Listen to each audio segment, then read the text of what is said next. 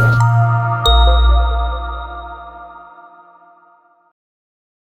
everyone and welcome to our मेरो school platform. हामी applied mechanics को चैप्टर 1 इंट्रोडक्सन पढिरहेका छौं। हामीले प्रिभियस भिडियोमा चैप्टर 1 को 1.1 definition and scope of applied mechanics का बारेमा थोरै कुराहरू डिस्कस गरेका थियौं। आजको भिडियोमा हामी 1.2 concept of rigid and deform bodies का बारेमा पढ्न गइरहेका छौं। So rigid and deform bodies को बारेमा बुझ्नको लागि मैले यहाँनिर एउटा बॉडी कन्सिडर गरेको छु र यो बॉडीमा हामी अब a number of forces and मोमेन्ट्सहरू एप्लाई गर्न गइरहेका छौं। सो मानव यो बॉडीमा मैले यसरी फोर्सेसहरू एप्लाई गरे P1, P2, P3, P4, P5, P6 त्यसैगरी अब मोमेन्टहरू पनि हामी यसमा एप्लाई गरौं। मैले यहाँ moment M1, M2, M3, M4 यसरी मोमेन्टहरू पनि यसमा एप्लाई गरेको छु। अब यो पार्टिकलमा मानव यी फोर्सहरू सब्जेक्ट गर्नुभन्दा अगाडि मैले दुईटा पार्टिकल कन्सिडर गरेको थिएँ, पार्टिकल A र पार्टिकल B र यो दुईटा पार्टिकल बीचको डिस्टेन्स पनि मलाई थाहा थियो। यो दुईटा बीचको डिस्टेन्स थियो स्मल d र यदि यी फोर्स मोमेन्टहरू पनि एप्लाई गरिसकेपछि पनि यो पार्टिकल A र B बीचको डिस्टेन्स मेजर गर्दाखेरि d नै आएको छ।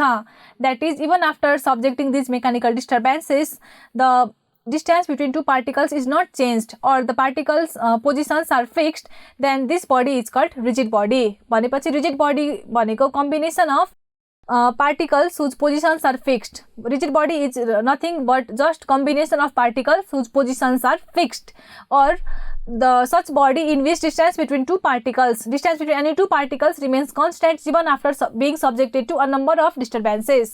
so यसरी हामी रिजिड बडीलाई डिफरेन्ट तरिकाले डिफाइन गर्न सक्छौं, तर कन्सेप्चुअली बुझ्नु पर्ने हो भने यस्तो खालको बडी जसमा धेरैवटा नम्बर अफ फोर्सेस मोमेन्ट्सहरू एप्लाई गरिसकेपछि पनि यदि त्यो बडीको कुनै पनि दुईटा पार्टिकल बीचको डिस्टेन्स हाम्रो कन्स्ट्यान्ट रहन्छ, पार्टिकलको पोजिसनहरू चेन्ज हुँदैन भने त्यस्तो खालको बडीलाई नै हामी रिजिड बडी भनेर डिफाइन गर्छौं। यसपछि अब डिफर्मेबल बडीको बारेमा बुझौं। अब यो A र B बीचको पोजिसन A र B बीचको डिस्टेन्स जुन छ मेरो स्मल d नै छ before application of this disturbances. अब यति फोर्स मोमेन्टहरू एप्लाई गरिसकेपछि मानौ यो A जुन छ A को पोजिसन अब A बाट A ड्याश मा आइसक्यो र B को पोजिसन अब B बाट यहाँ B ड्याश मा आइसक्यो। अब यो A ड्याश र B ड्याश बीचको डिस्टेन्स मैले मेजर गरे भने डिस्टेन्स मानौ अगाडि D आएको थियो, अहिले D1 आइदियो। अब यो D1 जुन छ D भन्दा त डिफरेन्ट छ भनेपछि यदि यी फोर्सेस मोमेन्टहरूले गर्दाखेरि पार्टिकलहरूको पोजिसन चेन्ज भएको छ, कुनै पनि दुईटा पार्टिकल बीचको डिस्टेन्स अब पहिला भन्दा फरक आएको छ भने त्यस्तो खालके बडीलाई हामी भन्छौं डिफर्मेबल बडी। सो अब यो डिफिनेसन भनेको कुराहरूलाई मैले यहाँ लेखेको छु, सो बुझौं। Now say A and B are two particles in this body. Now if after application of those forces and moments, if distance between A and B changes, the body is called deformable body, and if even after being subjected to those disturbances, distance between A and B remains constant, the body is called rigid body। so यसरी हामी rigid and deformable bodies का बारेमा बुझ्न सक्छौं।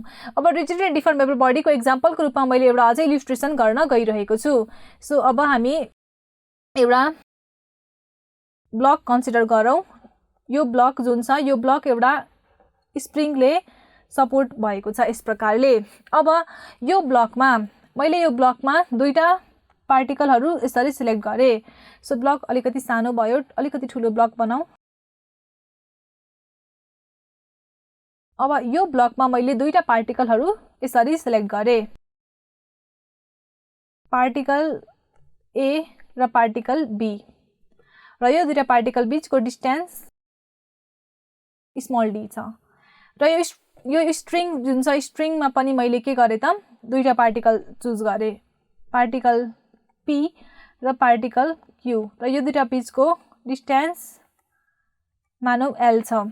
अब हामी के गर्छौं यो ब्लकमा सर्टेन फोर्स एप्लाई गर्छौं। फोर्स एप्लाई गरेपछि यो स्प्रिङ के छ त स्प्रिङ त हाम्रो तन्किन्छ, तन्केपछि यो ब्लक अब यता सरेर जान्छ। सो यो ब्लकको न्यू पोजिसन मैले यहाँ यसरी बनाए, यो मेरो ब्लकको न्यू पोजिसन भयो र स्प्रिङ जुन छ मेरो एक्सटेन्ड भएर यस्तो किसिमले गएको छ। अब यो ब्लक मेरो एक्सटेन्ड भइसकेपछि स्प्रिङ मेरो एक्सटेन्ड भइसकेपछि ब्लकको पोजिसन चेन्ज भइसकेपछि फेरि मैले यो ब्लकमा पार्टिकल ए र पार्टिकल बीलाई खोजेँ र यो दुईवटा पार्टिकल बिचको डिस्टेन्स मेजर गरेँ भने यो डिस्टेन्स मेरो स्मल डी नै आउँछ भनेपछि यो ब्लक जुन छ मेरो के भयो त रिजिड बडी भयो।